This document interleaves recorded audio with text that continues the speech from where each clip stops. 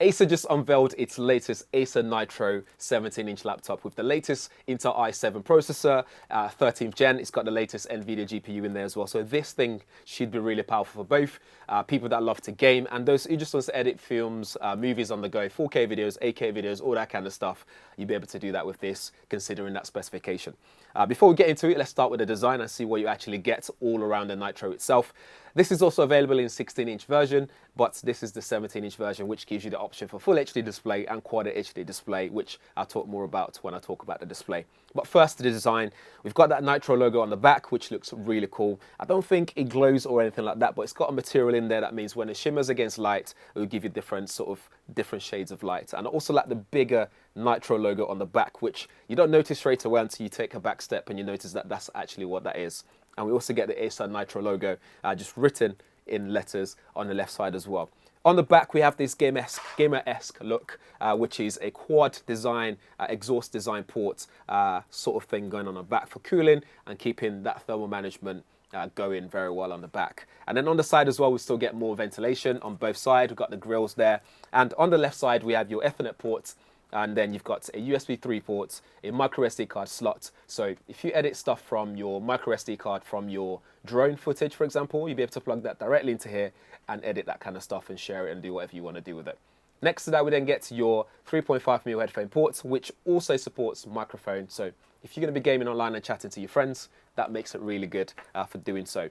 On the back, I love the way they've placed the ports on the back. So if you want to do your cable management, this is actually good for that. So we have your charging ports, we have full HDMI ports and 2 Thunderbolt 4 ports. So you'll be able to connect your external display. If you want to game on a bigger display, you'll be able to do that. And it just allows you to do that cable management better. If we look on the other side of the laptop, we get 2 USB 3 ports and your indicator lights for charging and battery and so on. This is quite heavy as well, so you'd need to have the right backpack to place this in and to be able to lug this around. And then you get a power pack as well that you need to carry with you. So unfortunately, I won't be able to tell you much about the battery life and sort of that kind of stuff yet, because this is a prototype. So when we get the full release, we'll be able to do all the benchmarking, like gaming benchmark, GPU benchmark, battery life, and all that kind of stuff. Back onto the display, so this is the Quad HD version, and it gives you 165 Hz refresh and 3 milliseconds response rate. You also get this big keyboard with number display, number keys on the right side. You got a button there for Nitro Sense, which allows you to monitor your system, customize the way that the CPU fans behave, and you'll be able to overclock your display. Overclock your processor as well. So if you want a bit more grunt when you're gaming, you can do so on here. So crank up the fans, keep things nice and chilled and cool on there. And then this display is an IPS display. It's got like a nice matte finishing which reduces glare. So if you're going to be gaming in bright sunlight environment, for example, you'll be able to do that on here with no issues at all.